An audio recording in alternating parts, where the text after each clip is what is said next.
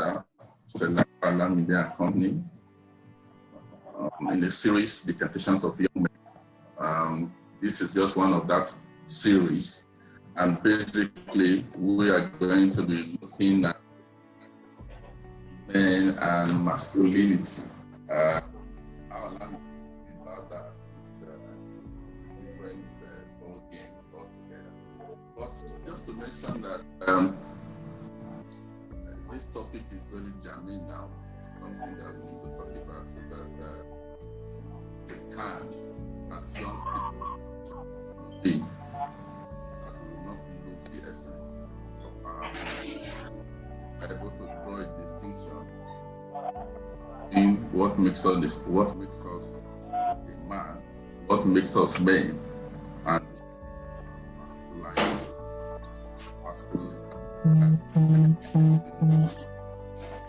especially in the context of current civilization and evolving social values. We all agree that things have changed over time, and things keep changing over time. Now the question will now be, are we going to change with it, or we are the ones actually changing while things have remained the same? So as it relates to man and relates to his masculinity and society is what we are going to be talking about in the next few minutes. We'll ask questions and we'll all attempt to try and answer those Thank you, Laura. Thank you, Olamide, for having me. Thank you for putting this together. I'm proud of what you are doing, and I just wish you more grace and more wisdom. Thank you for doing what you do. By way of introduction, the identity of a man is masculine, and hence we need to ask the question: what does it mean to be masculine in relation to being a man? Okay, and one particular problem, that one question that we need to answer is, what does a woman expect from a man? In our societies, either you are a man or you are a woman. And if we are going to be dwelling on man, we will also find out what the woman expects from a man, or largely what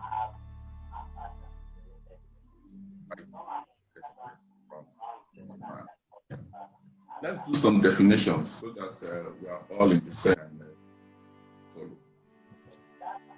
The term man is biological, basically. It's biological. You see a person, it's easy for you to find out whether the person is a man or a woman. Biological makeup makes him so. Makes him a man, a woman. And it's also physiologic. The physiological makeup of a man is different from that of a woman. So it's easy for you to say this one is a man or a woman, or this person acts like a man or he acts like a woman. Sometimes you hear this man is not man enough, it's not mad enough. Now, the physiological part of it is what you don't actually see, what makes him up as a man, and those are called hormones. Those are chemical substances in the body called hormones, and that is why you see what we call the feminine features of a man, and of course the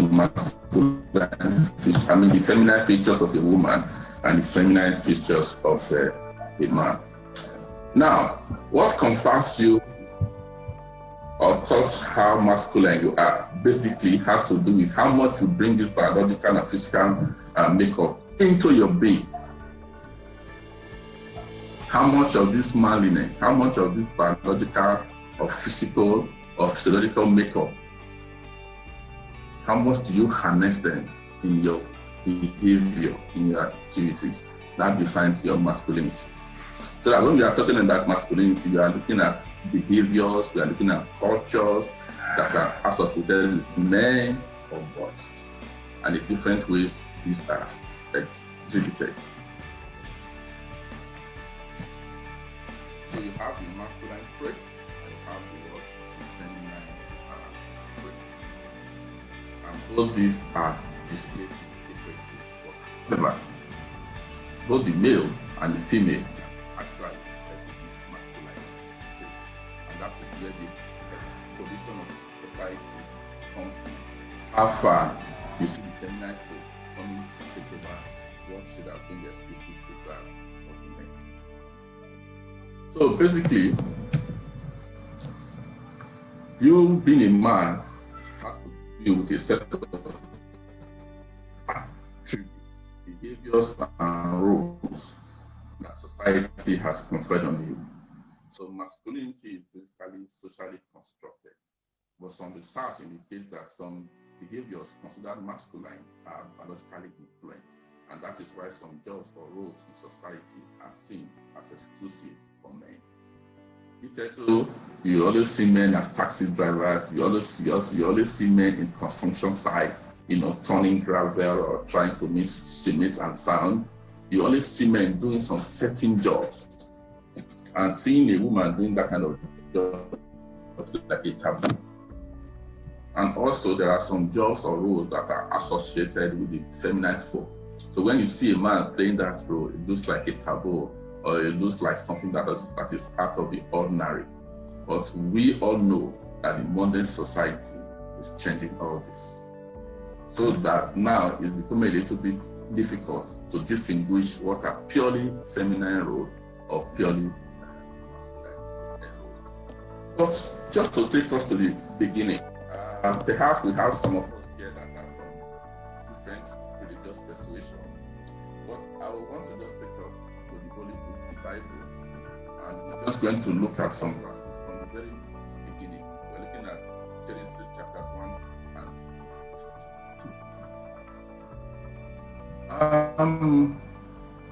2. We all know the creation story. Between verse 26 of chapter 1 and verse 20 of chapter 2, God created man. There was only man. There was no woman. Yes, from the beginning, he created them male and female. But he created first Adam. And every instruction he passed on to Adam. Instruction to be fruitful, instruction to multiply, to dominate, he passed on to Adam. Eve was not there. Even when he later placed Adam in the Garden of Eden and told him to shut the garden, to dress the garden, Adam was not there. When God passed the instruction that for this fruit thou shalt not eat, Eve was not there. So all of the instructions were passed on to Adam in the absence of Eve. Then in verse 21 of Genesis chapter 2, God created Eve out of Adam. Basically to do what? To support him and to help Adam carry out his assignment. So Adam's role was to lead, Adam's role was to nurture, Adam's role was to guide, Adam's role was to provide. For who? For Eve. Eve was just to support him. That order has not changed. That order has not changed. So it was basically for man, because he's man, his masculine trait is placed on him, those heavy responsibilities. And God knows that he's able to do that. That was why he placed those responsibilities on him. And he brought Eve to serve as a company, because it wasn't good for him to be alone. God had created all other animals to be male and female. Can you hear me, please? Yes, sir. Door cracking. The voice is a bit breaking. Maybe it's the mic. Breaking. Maybe the network. I don't know. Yeah, Yes, I saw where you told me that my network was unstable. That was why I asked the question. I saw where you said my network was unstable. So that's why I asked. Let me take off the video. Perhaps it's going to be more stable that way. Okay, I was talking about the role that Eve had to play in the life of a role as a woman, basically to stop. Adam was to lead and fight. All those were the roles that Play. Okay? Although the role that Adam was supposed to play. But what happened at the end? We knew how he missed it. Perhaps he wasn't man enough to actually school in what our responsibilities are compared to his responsibilities as being given by God. Now, going down to King David, in 2 Kings chapter 2, in verse 3, it was time for David to die. So he was drawing close to his death, and he called his son Solomon, and he gave us some instructions to him. And he said, and I quote, "I go the way of all the earth. Be thou strong." This is David talking to Solomon. "Be thou strong, therefore, and show thyself a man." Be thou strong, therefore, and show thyself a man. In verse 3, he said, "And keep the charge of the Lord thy God, to walk in his ways, to keep his statutes and his commandments, and his judgments, and his testimonies, as it is written in the law of Moses, that thou mayest prosper." So again, we have a clear definition of what a man should do. First of all, David told Solomon, "Show thyself a man." Show your masculinity. What makes you a man? Show it, and show it by doing this and this and this. It was clear, but we know how Solomon ended up. Was he able to follow those instructions? So you look at from creation, God made it clear that man is supposed to lead, is supposed to protect, is supposed to defend, and is supposed to provide, is supposed to nurture. In 1 Timothy 5:8, said that man was not able to provide for his household has denied the faith and is worse than an infidel. There was no time that was stated that a man should be aggressive, that a man should be abusive, that the masculinity of a man is defined by his muscles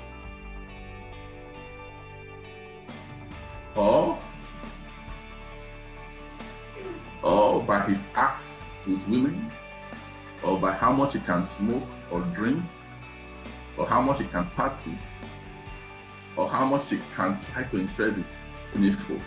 There was no time that when it was stated that your masculinity can be shown on how much a man can endure pain, or whether a man can cry in public, show emotions, or hide emotions. No, it was not there. But however, modern civilization have tried to change those rules. But the rules, as stated in the Holy Book, they remain sacrosanct, and man should try to keep them.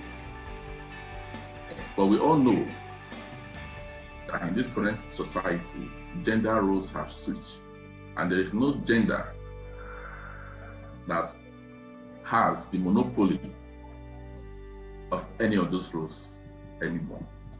Why it is so, we'll get to find out. Initially, I talked about hormones and the roles that hormones play in the masculinity of man. There are many male hormones, but the basic one I would like to mention is testosterone. Testosterone is produced in the testes. Females don't have testes. And of course, it tries to maintain what we call the sexual characteristics of the male. It helps them to build muscles. It enhances their facial and body hair. That is why you see men, it's easier for men to grow hair, either on their faces or on their bodies compared to the women. Their voices are deep, their genitals are enlarged. This is because of these hormones. However, the females have a little level of these hormones to maintain their libido. And when a female has more than the usual level of this particular hormone, they can display some traits that the man displays. And that is why you see some women with a lot of muscle mass, and you begin to ask and say, this person, this woman, or this lady looks like a man. But the female also have their own hormones that are exclusive to them, like the estrogen and progesterone. And that is why you see their faces are smooth, they look soft, and also all the other physiological characteristics that you have. Now, in our contemporary society, we have seen how over time man has either deviated from the responsibility that makes him masculine or has enlarged that. Now in a society, some food of thought belongs to man to put his masculinity by not often showing emotion or crying public. They will tell you men don't cry. You bottle it up until the man blows up. Alright? They expect that a man should be able to make up his mind faster and act faster compared to women. Society expects a man to show some bravado, show some courage, even when the courage tends to be suicidal and foolhardy. But everybody wants a man to show courage. That is the way he can be a man or show that he's a man. Society wants a man to show his masculinity by enduring pain. Sometimes the man wants to show his masculinity by his ability to impress the female folk. He can drink to stupor, go into a binge of smoking, get into drug addiction. He can become abusive, in both emotionally and physically, abuse his partner. You see people telling him, you are the man of the house, you must show her that you are the man. That is how man now is pushing his masculinity beyond his design. His design was to nurture, was to protect the woman, but now he goes about to abuse that woman, dominate the woman in a negative way. Sometimes the man wants to show that he's a man by what he does with a woman in the bed. How many women can he sleep with in a day or in a week? How many girlfriend or partner does he have? That is how man is pushing it. Sometimes in some society, a woman is not able to get pregnant. It is blamed on the man, that the man is not man enough to put his partner in the family way. So these are deviations between what the original intent and purpose of man is, of what man should be able to do with his masculinity. And society, has varied over time. Societal expectation does not make this easy. So that right from the cradle,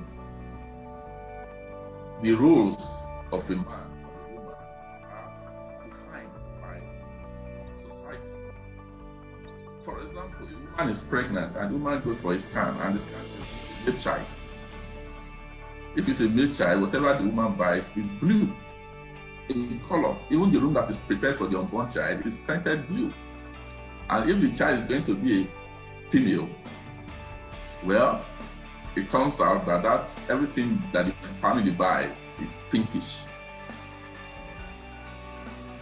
So you hardly see a man with pinkish colored dress.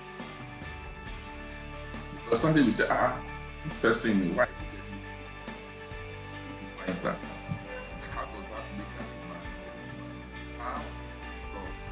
Man putting on a pinkish dress make him less than a man? Or how does a lady putting on some blue dress make him less than a lady? Or how does that reduce masculinity? Society has defined it to be so, and people are bound to conform. Even in the marketing of toys, you see toys, the toys for men and the toys for women. The male child toys are usually guns, hard objects. Okay? But the female toys are basically dolls. Things that are very subtle, things that are not harmful. Those are what are prepared for the female child. So what happens if the female child is positioned to play some roles and the male child is positioned to play some roles right from the middle? I remember a few years back, I was in a hotel room for about, I was to be there for about 4 weeks. I have spent 2 weeks there and I took a picture. And my cousin, a female cousin of mine, saw it. And she said, bro, that's a female room. What are you doing in a female room? simply because the color of most of the furniture and the room was painted pink. It didn't occur to me until when she mentioned it. I was like, oh sis, I didn't know that this is a female room, but I'm here anyway, and it has not affected, my composure or my activities, in the past. So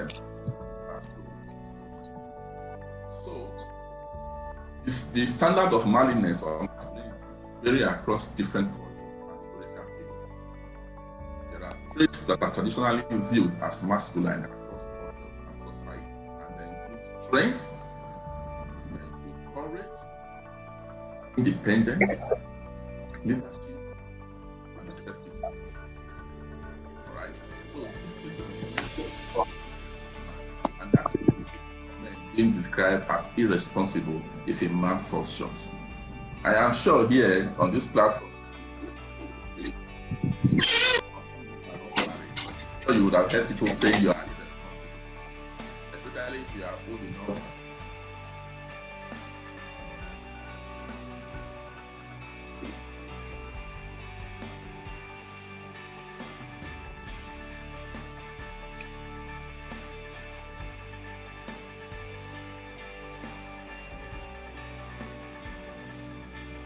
You are not responsible. So you ask yourself, you look to yourself and say, why would they say I'm not responsible? Society expects you to be married. They expect you to have a wife and children that you are taking care of for them to view as responsible. So those are some of the attributes that society has placed on man. So once you fall short, then you are seen to either be less than the man or you are not masculine enough. Now, looking at where these responsibilities began to change, looking at issues around gender.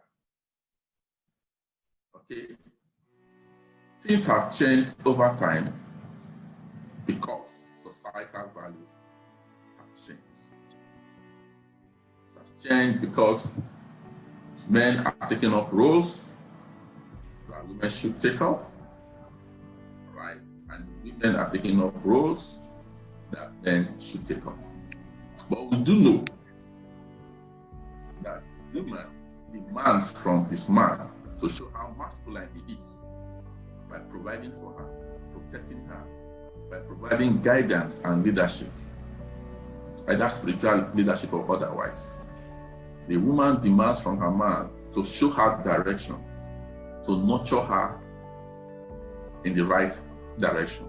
The woman demands from the man to show his masculinity by being a good father and a good husband.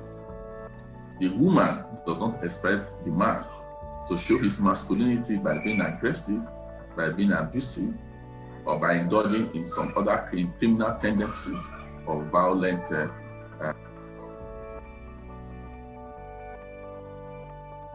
However, men currently face challenges, in the context of present civilization. Traditional roles in society have been shouldered by people based on their biological orientation.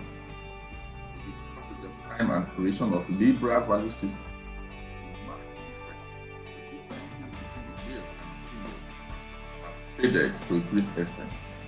And of course, this started with Western. A few decades ago, men were seen to play roles that I have mentioned earlier on.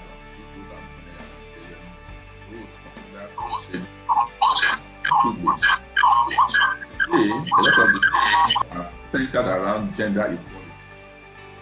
I can bet you that 30 years ago, what gender equality has been. I'll tell you what I mean. 30 years ago, we didn't get that gender equality. So nowadays, women around the world are fighting fiercely to make sure that their rights are respected. It may seem that the traditional notion of male is dying out as women today have equal career opportunities, and also women are able to provide for their families. Gone are the days when the interests of women are limited to creating a cozy home for their husbands. And of course, we know that the number of stay-at-home dads has increased since women now pursue careers, even in the military. Recently, we heard of the unfortunate death of a young lady at 24 who was reputed to be the first combatant helicopter pilot in the Nigerian Air Force. Now, I'm sure her becoming the first female combatant pilot is going to open doors for other women to venture into that field. Years ago, it would have been unheard of that a female will hop into the helicopter and go to the war. But that is one of the things that have changed over.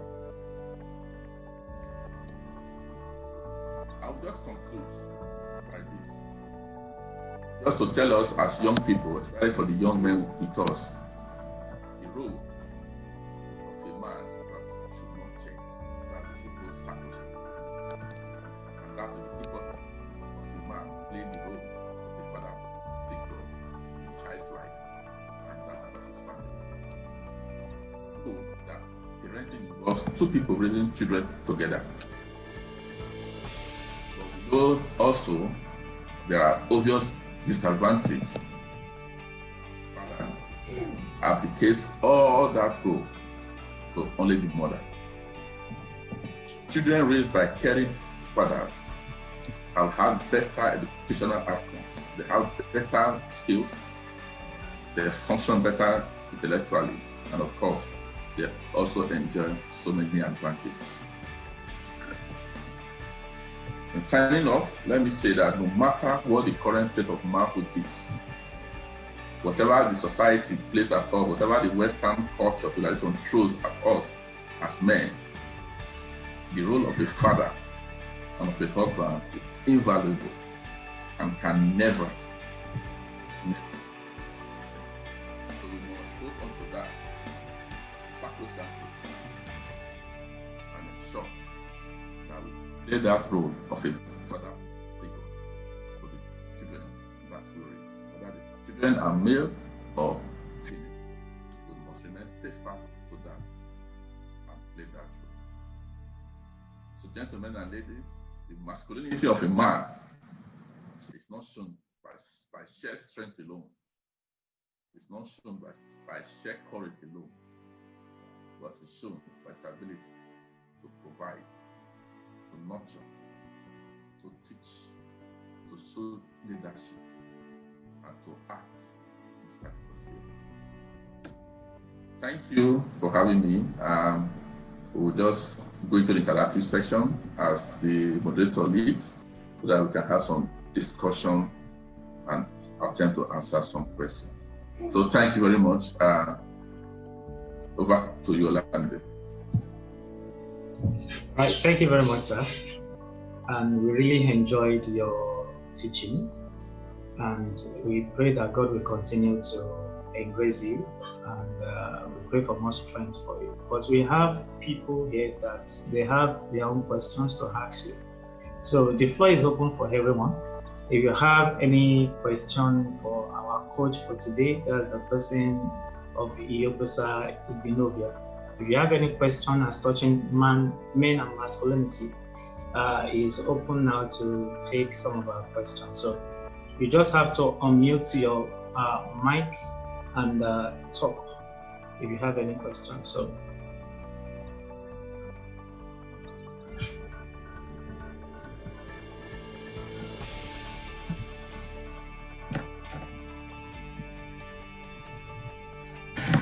Yeah, the floor is open. Be free to ask your questions. Be free. Be free. You can make contributions. You can also make contributions. You can ask questions, and we'll all try and tackle them together.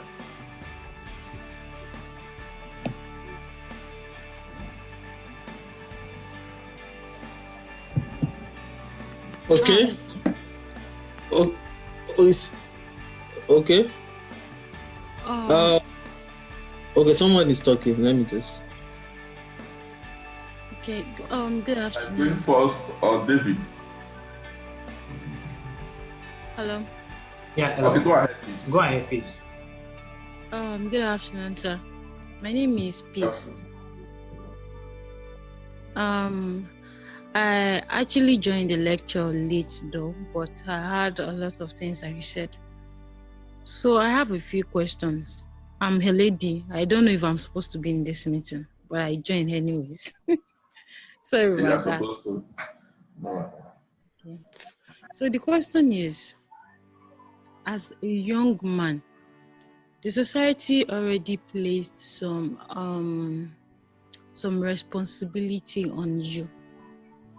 If during the course of taking that responsibility, you made some mistake, as a woman, or as a young lady, is the young lady allowed to correct the mistake, or try to put the guy forward, like try to help him get his way better?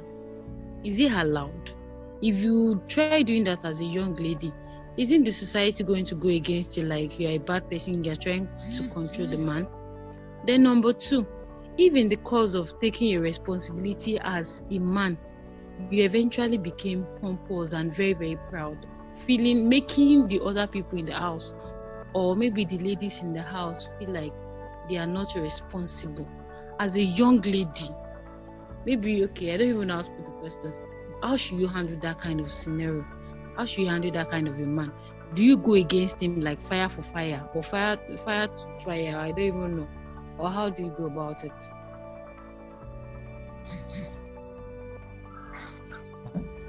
Okay. Are you done? Yes, sir. Yeah, thank you very I'm much. sorry. The question is not well posed. I didn't plan it, but it was just the way it is in my head. I'm trying to like bring it up. Yes, I think we try to understand. Starting from the second one,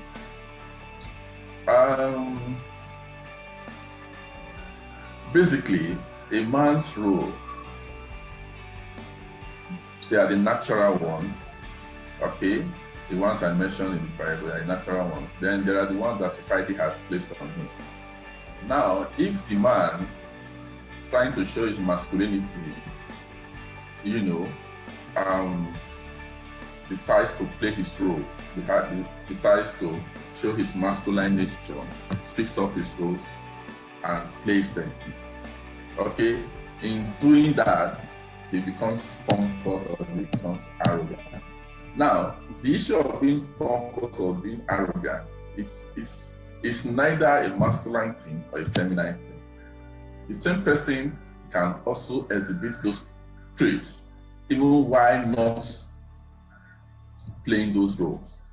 It's just that those roles, those traits of being arrogant or pompous may not be very visible because obviously he'll be largely ignored. Okay? I want to believe that the role you're talking about now is that he's spending money. He has money to spend on the family. He takes care of his parents, takes care of his siblings. All right? So because of that, he perhaps wants everybody to worship him. Literally, I'm using that word now, to worship him, and you see that as being pompous or being arrogant. Now, there has to be a distinction between him trying to assert himself and telling everybody that he is in charge. You understand? As distinct from you people or other people seeing him as being arrogant, okay, or trying to dominate his environment.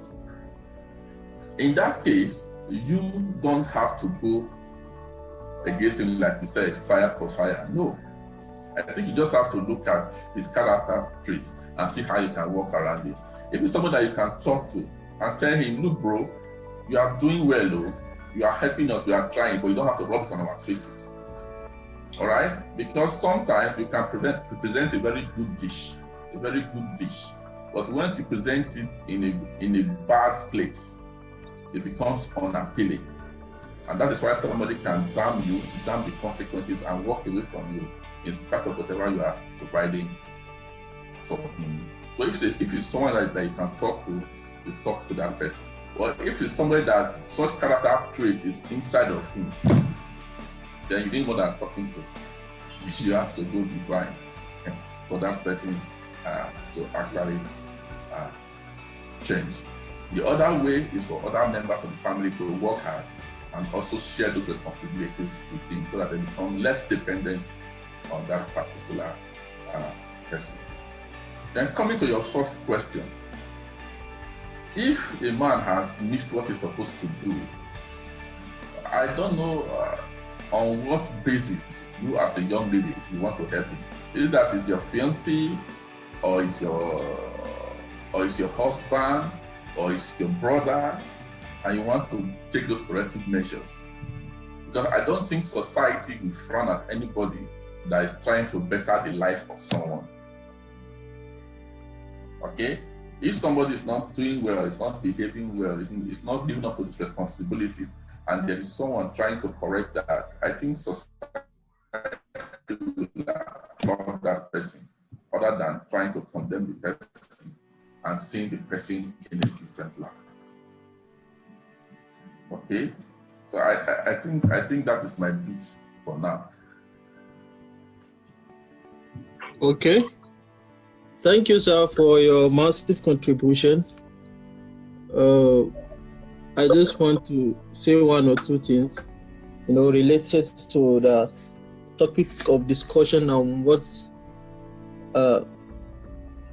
our sister was not just saying. The masculinity, is a very, very, important word, and the context of use, varies depending on where you are or depending on the society. So most times the role of the man or the masculine responsibilities are clearly defined, or they are specified by the social and cultural factors. So social-cultural environment define what the role of a man is and the role of the woman is. Although in the 21st century, there is a lot of interchange in the roles between a man and a woman, where you see men taking up the roles of women and vice versa. And this is one of the things, or the changes that make the navigation through the waters of masculinity a bit intricate and complicated for young people, because they find it difficult to define what the role of a man is. Because what they grow up to understand as the role of the man, the drastic changes that have happened in the past few years, you see less than 30 years, have made it like twisted. So what they have been told to do, they have been told that the role of women is to cook, and then they will grow up and see men being professional chefs, So they will become confused. They say, if the role of women is to cook, why are men, taking up that responsibility? Or the role of women is to take care of the children, and you see a man that is, a full-time, babysitter. So there are interchanging roles, and it usually makes men confused. And most times, men, when they get confused, they hardly ask questions, because they feel that when they expose their weaknesses, it will show, it will rob them of that masculine, pride. So they will try to hide under, the cloud of anger or any kind of social vice, just to cover up that emptiness. And men are very slow to admit that they need help, unlike women. It will be easy for women, when she's in pain or she's suffering, she can actually, look for help and ask whoever can help and assist her. But men have this pride that, they don't easily, ask for help, even when they are in need. They will try to solve it themselves until, it's far, far beyond their ability. And that is why in Africa, you observe that our men usually die earlier than the women. And in fact, almost everywhere in the world, men usually die earlier than women. Sometimes the margin is as high as 10 years, You see, in a nation where women die at the age of 80 and most men die by 70. So these are some of the things that affect the quality of life of men, because the pressure under a man is a lot. Men are under a lot of pressure, by the society, by their families, because society usually look at men as see them as a breadwinner, and they see men for direction. So there is a lot of responsibility on a man. So as a man, you must really understand your environment, because what may be right in one place may not be right in another, depending on the socio-cultural environment, as I've said. And some things are acceptable in the African culture, but if you leave the African environment, it may not be applicable. So you must understand your environment and know what is being expected of you, expected of you by your society, and work towards that. In as much as the word of God is the final blueprint, you will not still overlook the expectation of the society, things that you're expected to do, maybe responsibilities that you need to take, whether it's in terms of family, or in terms of your vision, in terms of your purpose. You must walk in and ensure that you navigate through the waters of masculinity. It's a very great responsibility, actually, very great one, especially in this 21st century. Thank you. All right, thank you very much. Yes, sir. We want to respond to that, sir. Basically, thank you very much, David. David is joining from the UK. It's good to have you here. Yeah, thank you for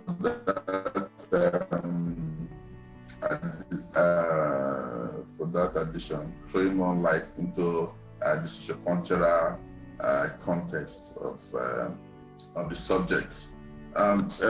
Basically, society compares on man at various times. If you just oppose that, the society also defined that the man has veered off from his responsibility. All right? Because they feel that this is your responsibility as a man. The society has defined that this is responsibility. In the Western world now, for example, you cannot go and tell a woman that her responsibility is to cook.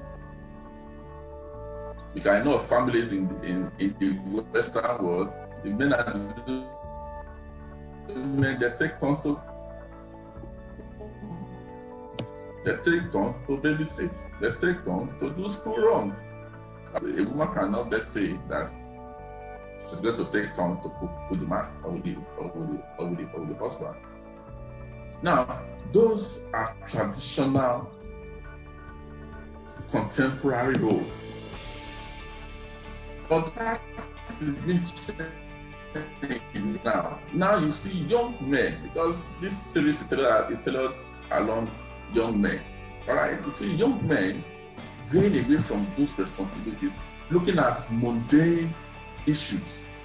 A young man will tell you, there are some people you ask now, how do you show you are a man?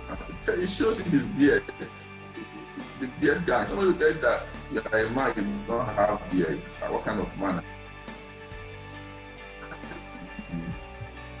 You understand? You are a man, you don't have 3, 4 girlfriends. What kind of a man are you? All right? And unfortunately, the feminine folk also are indulging the men. You will hear people in a relationship, the girl knows that this guy has noticed, this person is not offering anything to her. I'm not talking about marriage now. Marriage may not be in the cards. This young man does not give her attention. This young man does not support her intellectually. This young man does not support her financially. And you ask her, so why are you into this guy? She'll just tell you, he's a fine man. It's the handsome guy. Losing the essence of why he should be a man, of why he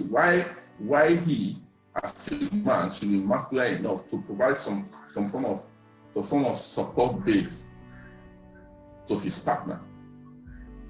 All right. So these are the things that we have to clearly define. If society has defined the role for you and you fall short of that role, then you are less than a man. So we must, however, run away from the negative part of us showing our masculinity. The part that has to do with aggression, the part that has to do with abuse, the part that has to do with violence, the part that we have to look at masculinity as all muscles, as all brawn, and less of brains. So we must look at that part. That is the part to nurture the young men into. While mothers carefully train their female children to be responsible, good housewives, the men, as fathers, must bring up their masculinity to bring up their male children to become masculine in a way that will support their sisters, support their mothers, support their partners, in a way that they will be responsible citizens and live up to their roles and responsibilities as men. Once we have that, we have a better society. Just this afternoon, I stumbled on a video on Facebook where two male kids, aged 4 and 7, raped a 1-year-old baby, okay, and pushed her into a security case. All right, so we've seen young men coming together to gang rape. And what do? They boast to their friends and challenge their friends. If you are a man enough, try it. If you are a man enough, smoke this weed. If you are a man enough, take this weed. All right? If you are a man enough, why should your wife talk to you like this? If you are a man, why should your wife do this? So those rules have to be defined. Those were not the original rules that men were created to be. Theirs was to nurture. Theirs was to give direction. Theirs was to teach. Theirs was to provide protection. Theirs was to provide comfort and care to society. And if society is made up of men and women, obviously we're talking about men taking care of the women, therefore protecting them, nurturing them, both the female folk and the young ones. So that's, I feel, is the way to go. Over.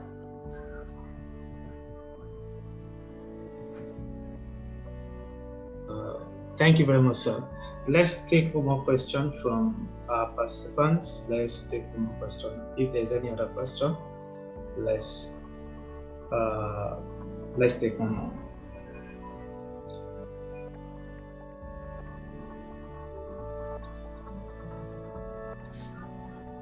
Okay, so it seems that there are no more questions. But sir, I just want you to do a recap of your teaching, just a summary, before we go, so that we can go home with some nuggets before we leave here, sir. Okay, thank you again. Basically, what makes a man, or why a man is basically biological, it's physical and physiological. Now, the masculinity of a man is rated by how his attributes, the biological attribute, the physical attribute, how much is able to harness it to effectively play his roles in society. That is what brings out the masculinity of the man. And ab initio from creation, the man, his role has been defined to nurture, to protect, to provide leadership, to teach. Basically, society, female folk, and the young ones. Once a man derails from this, then he has derailed from his assigned roles and responsibilities. The issue of strength, the issue of courage, the issue of a man being assertive are what his physiology has placed on him. Naturally, a man is stronger than a woman. That strength, that courage is meant to protect society and make society a better place. The masculinity of a man should not be defined about how abusive he is, how abusive he is, how aggressive he is, how arrogant he is, or how he is able to indulge in some violent activities. Those things do not define a man. Society has changed over time. Society has changed the roles. In fact, like David said, roles have been interswitched. There is an interchange of roles between the male and the female folk. But there are some roles that are sacrosanct that a man should keep. A man should always lead. A man should be a father figure to his children and nurture his children to become good males and good females. One that will add to the value of society. The young female folk should look beyond mundane things like the comeliness of a man, the handsomeness of a man, whether he smokes, he drinks, he indulges in some petty things, drug addiction and all that, whether the guy is a beard gang or is not a beard gang, whether the guy is handsome or is not handsome, whether the guy dresses to dress well, okay? They should look beyond that and look at the original intent of the man. If the man is able to provide all that, either on temporal basis or going the long way.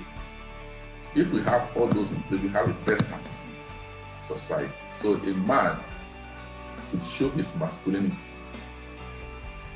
by doing what God has asked him to do.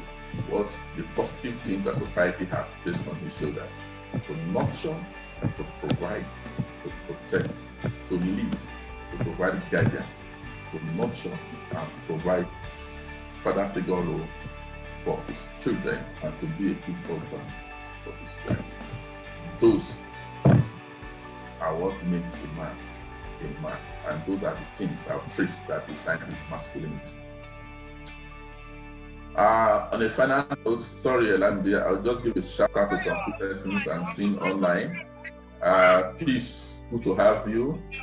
Join us. I think you're in Port Harcourt. Nebet, thank you very much. It's been a long time. Sorry I didn't see you when you came. Harcourt, you're a late comer. I don't know if you're there. Nurse Helen Yusuf, you're the second lady online. I'm sure you listen to us. You have 2 young sons growing up. I hope you're able to one or two things that you have heard today into them. Caleb, my engineer friend, Sunday, good to have you here. And thank you once more, Olamide. Thank you for what you do. Please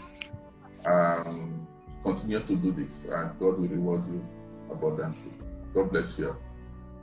Thank you very much, sir.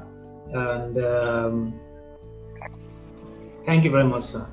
So for the people that registered via the website that was provided, the link that was provided, this session is recorded, and the video will be sent to everybody with a book. So be expecting the book and be expecting the recorded version of this event that we just had. So I really want to appreciate everybody, and I really want to. Olamide? Yes, sir. Olamide? Yes, sorry, sir. Somebody just asked a question. Okay, in the chat sir. box. How do you differentiate between a healthy masculinity and toxic masculinity? Yeah, Caleb, I think you already answered that. The positive attributes of the roles of a man, those ones are the healthy ones. I thought about nurturing, providing, protecting, playing a father figure role. Those are the healthy masculinity. And the toxic ones are when the man is abusive, when the man is aggressive, when the man is indulging in unwholesome stuff. Those are toxic, and people should stay far away from that. Yeah. So sorry, Orlando, you can go ahead. All right, sir. So I really want to appreciate everybody, and I want to appreciate you too, sir. Thank you for giving us your time to be with us this evening. And we pray that God continue to strengthen you and your family and the work Thank you. you Amen. do. We pray that the Lord continue to provide you with more guidance. So thank you, everyone. I'm going to get back to all of us via our emails. Thank you very much. So with this, we have come to the end of Men and Masculinity with Iyobosa Igbinobi. Thank you very much.